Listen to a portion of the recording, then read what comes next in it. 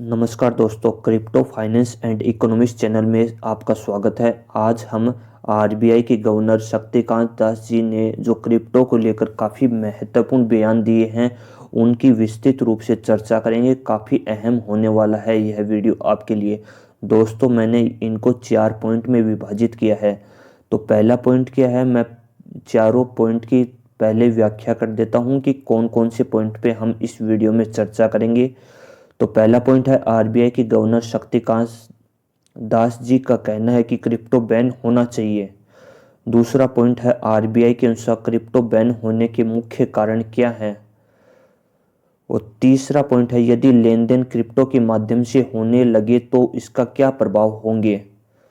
और fourth point है, हमारा ओपिनियन क्रिप्टो करेंसी को लेकर क्या होना चाहिए। इन चारों बिंदुओं की हम चर्चा करते हैं। तो पहले हम पहले पॉइंट पर आ जाते हैं दोस्तों। तो पहला पॉइंट है, आरबीआई के गवर्नर शक्तिकांत दास जी का कहना है क्रिप्टो बैन होना चाहिए। इंडिया में समय समय पर क्रिप्टो करेंसी के बारे में काफ़ी कुछ सुनने को मिलता है। भारतीय रिजर्व बैंक आरबीआई के गवर्नर शक्तिकांत दास ने शुक्रवार को कहा, क्रिप्टो करेंसी को देश से पूरी तरह बैन किया जाना चाहिए और इसे सिर्फ जुआ या गैम्बलिंग कहा जा सकता है। मुंबई में बैंक एंड इकोनॉमिक समिट में क्रिप्टो पर उनके रुख के बारे में पूछे जाने पर उन्होंने कहा कि आरबीआई की स्थिति बहुत स्पष्ट है। सभी क्रिप्टो पर प्रतिबंध बैन लगाया जाना चाहिए। हालांकि उन्होंने ब्लॉकचेन की टेक्नोलॉजी को सपोर्ट देने की आवश्यकता भी बताई है, क्योंकि उसमें काफ़ी एक्स्ट्रा यूजेज हैं ब्लॉकचेन टेक्नोलॉजी के लिए, इसलिए इसको सपोर्ट करना चाहिए ब्लॉकचेन टेक्नोलॉजी को, लेकिन क्रिप्टो पर बैन होना चाहिए। दूसरा पॉइंट है, आरबीआई के अनुसार क्रिप्टो बैन होने के मुख्य कारण क्या है। दोस्तों, क्रिप्टो बैन के पीछे के बारे में उन्होंने बताया कि यह टेरर फंडिंग को सपोर्ट करता है। तो टेरर फंडिंग क्या होती है, आतंकवाद को बढ़ावा देता है, क्योंकि आतंकवादी इसमें डील कर सकते हैं, इसलिए मुख्य कारण इन्होंने यह बताया पहले नंबर पर। कुछ लोग इसे संपत्ति के रूप में कहते हैं, जबकि अन्य कुछ लोग इसे एक फाइनेंशियल प्रोडक्ट के रूप में कहते हैं। और अगर ऐसा है तो इसके कुछ अंडरलाइन करना होगा। क्रिप्टो के मामले में कोई रेखांकन नहीं है, अर्थात कोई इसकी स्पष्ट परिभाषा नहीं है। कुछ लोग तो इसे फाइनेंशियल एसेट कहा जाता है, कुछ लोग इसे फाइनेंशियल प्रोडक्ट कहते हैं कि इसे खरीदा भी जा सकता है और बेचा भी जा सकता है। तो इसकी कोई स्पष्ट परिभाषा नहीं है, इसलिए इसके ऊपर बैन लगा देना चाहिए। दूसरा महत्वपूर्ण कारक इन्होंने यह दिया है, गवर्नर ने यह कहा है कि क्रिप्टो करेंसी की कीमतों में उतार चढ़ाव पर भी प्रकाश डाला है, जो इसे अविश्वसनीय बनाता है।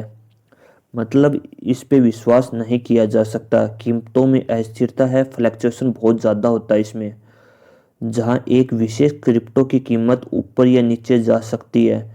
इसलिए कोई भी चीज़ जो बिना किसी अंडरलाइन के आती है, जिसका मूल्यांकन पूरी तरह से विश्वास पर निर्भर है, वह सिर्फ 100% सट्टा है, या इससे स्पष्ट रूप से जुआ कहा जा सकता है। क्रिप्टो करेंसी को इन्होंने साफ साफ जुआ कहा है, क्योंकि इनके पीछे की टेक्नोलॉजी एक वर्चुअल रूप में है, कोई प्रोडक्ट नहीं है, कोई एसेट नहीं है। इसके कारण इन्होंने इसको जुए की संज्ञा दी है। और भारत जुए की अनुमति नहीं देता है, और यदि क्रिप्टो करेंसी को जुए के रूप में माना जाना चाहिए तो उसके लिए विशिष्ट नियम होने चाहिए। क्रिप्टो एक फाइनेंशियल प्रोडक्ट नहीं है, इसलिए एक फाइनेंशियल प्रोडक्ट या संपत्ति के रूप में क्रिप्टो करेंसी को पूरी तरह से एक गलत तर्क है। दोस्तों, लार्ज स्केल पे हम देखते तो उन्होंने कहा कि क्रिप्टो करेंसी में लेन देन करने के लिए विनिमय का साधन की करने की क्षमता जरूर होती है। तो तीसरे नंबर का पॉइंट हमारा यहीं से चालू होता है दोस्तों।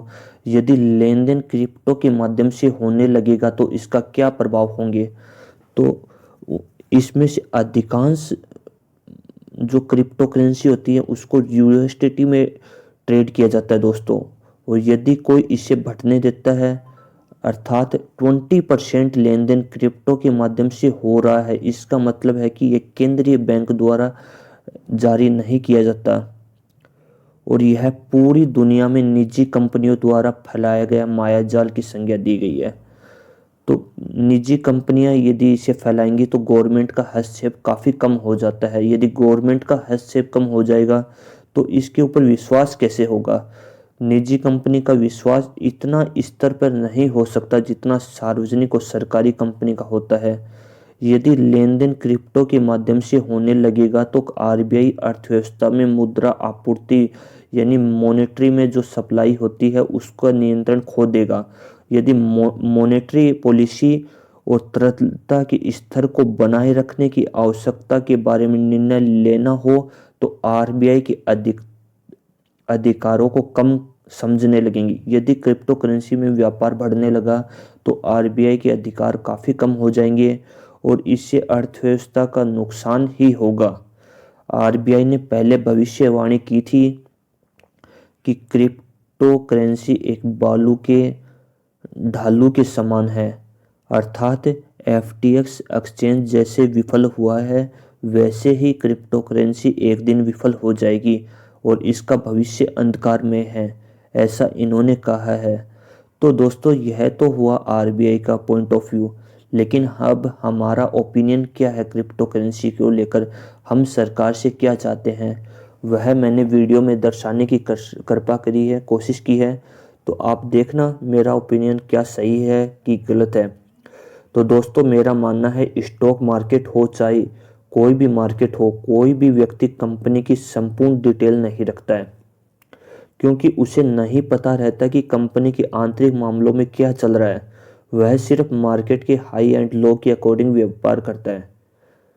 इसी प्रकार स्टॉक मार्केट चलता है। साथ में भारत में गैम्बलिंग की तरह काफ़ी ऐप चलते हैं, मैं यहाँ पर नाम नहीं लेना चाहता हूँ। जैसे आप क्रिकेट संबंधित ऐप देखते हो, प्लेइंग कार्ड संबंधित ऐप देखते हो जो ताश की गेम्स पर आधारित है, लेकिन उनके संबंध में सरकार कभी भी स्थिति स्पष्ट नहीं कर पाती है। क्रिप्टो करेंसी में 30% टैक्स सरकार द्वारा लगाया गया, जिसके माध्यम से आपने इसको गैम्बलिंग की श्रेणी में ही माना है। साथ में 1% टीडीएस लगाने से हम अपने क्रिप्टो करेंसी में बाई एंड सेल करने से भी विमुख हो गए हैं दोस्तों।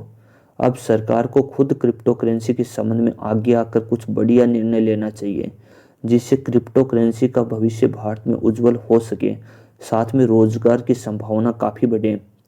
सरकार को एक निश्चित आय कमाने वाले व्यक्ति को 30% से मुक्ति देनी चाहिए, जिससे मिनिमम आय पर टैक्स नहीं लगे। संसार में प्रत्येक वस्तु में कमी होती है, लेकिन उसको नकारा नहीं जा सकता। हालांकि मैं मानता हूँ क्रिप्टो बाजार में भी काफ़ी कमी है, क्योंकि हमने टेरा लूना का क्रैश देखा, साथ में एफटीएक्स एक्सचेंज की बर्बादी देखी हमने, जहाँ पर क्रिप्टो इन्वेस्टर और ट्रेडर का पैसा शून्य हो गया, तो काफ़ी निवेशकों ने काफ़ी मोटा पैसा खोया है। हम काफ़ी दुखी हुए हैं।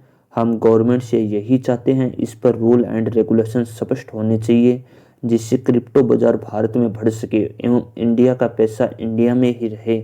हमारी यही मुख्य आशा है दोस्तों।